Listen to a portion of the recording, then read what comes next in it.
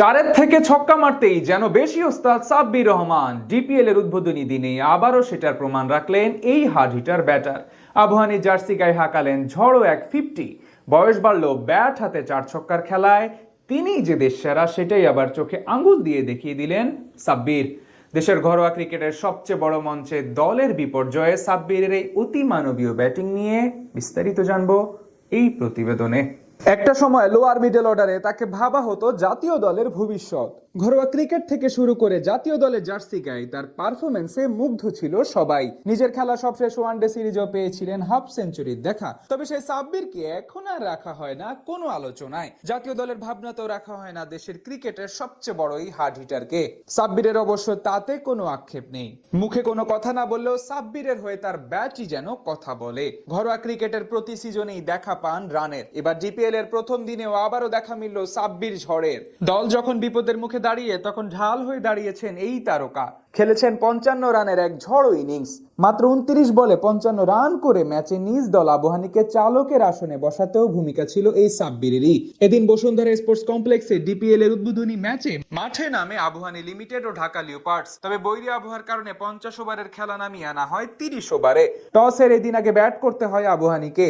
আর আগে ব্যাট করতে নেমে 20 ওভার যেতে না যেতেই টপ অর্ডারের 5 ব্যাটার ফিরে যায় প্যাভিলিয়নে। জিশান আলম, সৌম্য সরকার কিংবা জাকের আলী অনেক 2 অঙ্কের ঘরে পৌঁছাতে পারেনি কেউই। দল যখন এমন বিপদে তখন হালটা ধরেন এই সাব্বির রহমানই। লিওপার্ডের বোলাররা যখন আবহানীকে অল্পতেই গুটিয়ে দেওয়ার স্বপ্ন দেখেছিল তখন এই সাব্বিরই ম্যাচের চেহারাই পাল্টে দেন। ব্যাট হাতে ম্যাচে নিজের প্রথম ছক্কার দেখা পেতে সাব্বিরের লাগে মাত্র 8 বল। অষ্টম ডেলিভারিতে এই ওয়াসিকে মিড উইকেটে অঞ্চল দিয়ে বিশাল ছক্কা হাঁকিয়ে তাণ্ডবের শুরুটা করেন এই হার্ড হিটার। এরপর আলাউদ্দিন বাবুর বলে 3 ছক্কা আর মেহেদী হাসান রানার বলে 2-4 মারেন সাব্বির।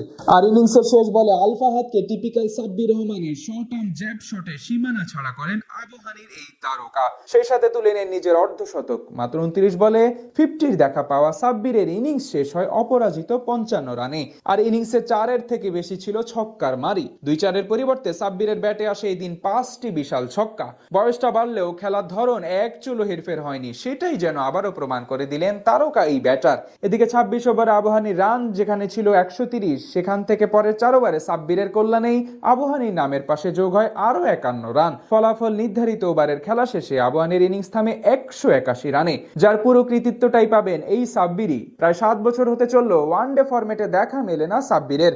শর্টার ফরম্যাটে অপেক্ষাটা 3.5 বছরেরও বেশি। তবে সাব্বির যেন দেখিয়ে দিচ্ছেন তিনি এখনো ফুরিয়ে যাননি। এখনো লাল সবুজ জার্সি গায়ে চাপিয়ে 22 গজে ব্যাট হাতে ঝড় তোলার সামর্থ্যটা পুরোপুরি আছে টাইগার এই তারকার। এখন প্রশ্ন শুধু একটাই, ঘরোয়া ক্রিকেটে এভাবে ম্যাচের পর ম্যাচে রান করার সুযোগ দিবেন তো নির্বাচকরা?